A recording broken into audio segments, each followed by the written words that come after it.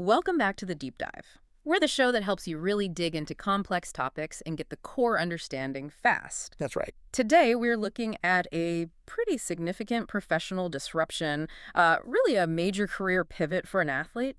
We're diving into cornerback Greg Newsome II's first comments, his mindset, right after that surprise trade. From the Browns to the Jaguars, yeah. Exactly, from Cleveland to Jacksonville. And this wasn't, some planned off-season thing. Not at all. This was sudden, a real shock. A surprise trade just drops a player into this immediate pressure cooker.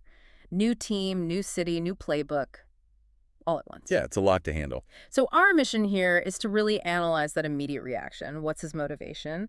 And crucially, how does he see his role changing defensively? We're basing this just on what he said in those initial interviews. And it's such a human story, isn't it? Yeah. Mid-season trades, they're jarring. You've got the emotional side feeling displaced maybe, but you also have to perform like now. Right. So this dive, it's really about Newsome's immediate mental game.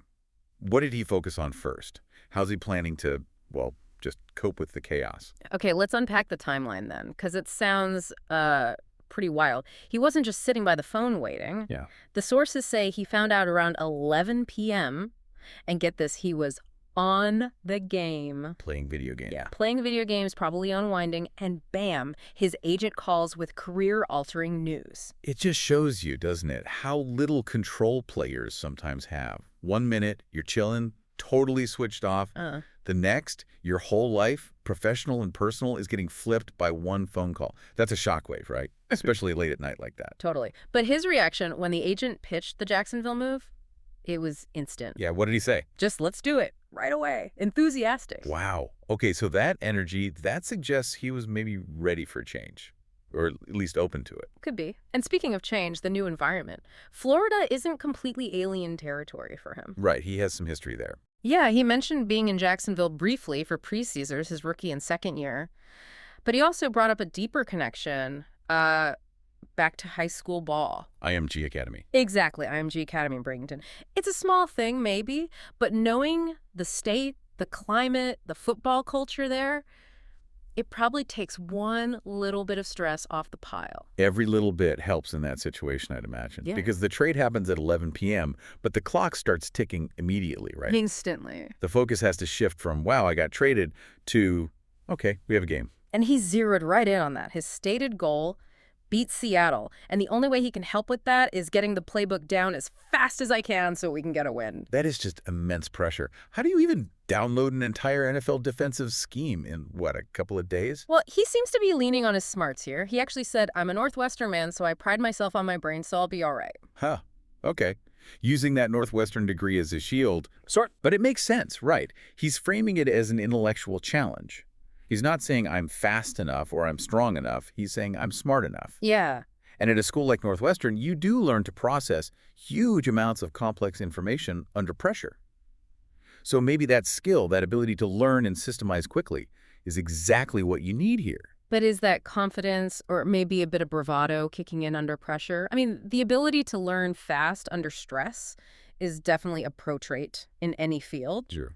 But this is the NFL. You make one wrong read, one bad step in coverage. Disaster. Yeah. Points on the board. Instantly. No, I think it's realistic confidence. He knows his learning capacity.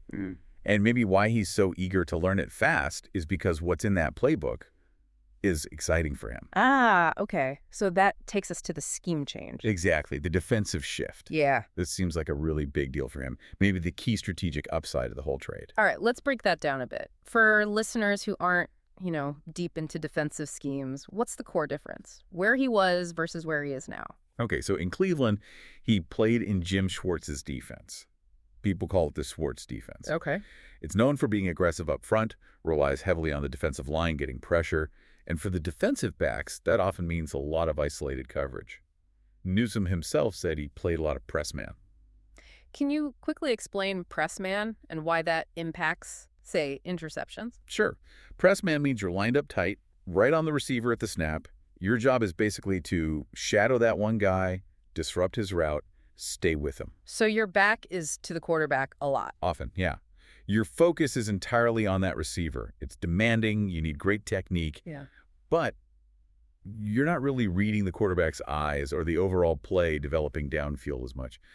So fewer chances to break on a pass intended for someone else, fewer interception opportunities typically. Got it. And this is where the Jacksonville system comes in. He said he anticipates being able to get my eyes to the quarterback a little bit more. And hopefully get to seeing some interceptions, yes. That sounds huge for a corner. It's a fundamental shift. It suggests the Jaguar scheme maybe uses more zone concepts or different man assignments, but the bottom line is it allows the corners more vision, more chances to read, react, and make plays on the ball. So he's moving from being maybe more a shutdown guy to potentially more of a ball hawk? That seems to be the expectation, or at least his hope. And that's often how cornerbacks really boost their value and, frankly, probably enjoy the game more splash plays. Makes sense. More INTs look good on the stat sheet and feel good too, I bet. He also dropped a really positive comment about Liam Cohn, the OC. Just straight up, I love him. Yeah, that's strong praise right out of the gate. It is. What stood out there? Well, he mentioned Cohen being really clear, explicitly communicating what he's looking for me to be here. Ah, clarity. Setting expectation. Exactly. And that clarity, that communication, it feeds right into what seems to be the biggest emotional driver for him in all this. Which is? Feeling wanted. Right. He kept coming back to that, to feel wanted. That was central. Absolutely. He said his agent told him, they wanted you. And he contrasted that with, perception-wise at least, Cleveland didn't reach out. Now, whether Cleveland actually didn't reach out or how that all went down, it almost doesn't matter as much as how Newsome perceived it. Perception is reality in that moment. Right. He felt pursued by Jacksonville. He felt valued. And that feeling that he wasn't just being moved but actively desired seems to be powerful fuel. Okay, but let's push on that a little. Feeling wanted is great motivation, sure. But doesn't it also ramp up the pressure cooker even more? How so? Well, if the Jags went out of their way, really showed they wanted him, now he has to deliver, right? He has to immediately prove they were right. There's a burden there, too, isn't there? Failing the team that wanted you. Oh, absolutely. It's high motivation, yes, but it definitely comes with intense pressure to validate that belief. It's a double-edged sword, potentially. So how does he seem to be handling that pressure side? His response seems, well, very professional. He basically channeled it. His goal, he said, is to do whatever I can to make their decision right, to get this fan base super excited. So he's embracing it, turning the pressure into dedication. Exactly. He's not shying away from it. He's using that feeling of being wanted as fuel to prove Jacksonville right. It's about external validation driving internal commitment. And honestly, that can be a huge performance booster, especially short term. Okay, so let's try and synthesize this for the listener. What are the main takeaways from Newsome's immediate reaction to this big move? I think there are three core things really intertwined. First, there's that powerful psychological drive, the feeling of being wanted, being valued, huge motivator. Okay. Second, there's this reliance on his smarts, his intellectual side, that Northwestern background, to tackle the massive learning curve of a new playbook overnight. Resilience through brains. Got it. Brains and motivation. What's third? The tactical fit.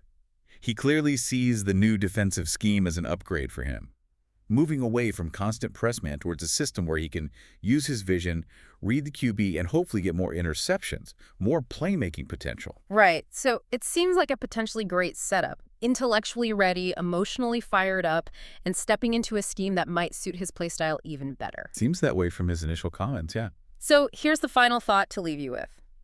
We have this complex situation, a sudden career change.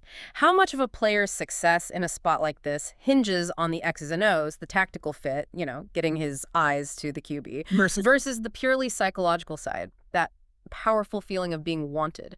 Which factor do you think ultimately drives success more when a player makes a sudden switch like Greg Newsome just did? The scheme fit or the mindset? That's a great question to ponder. Something to think about. We'll be back with another deep dive soon.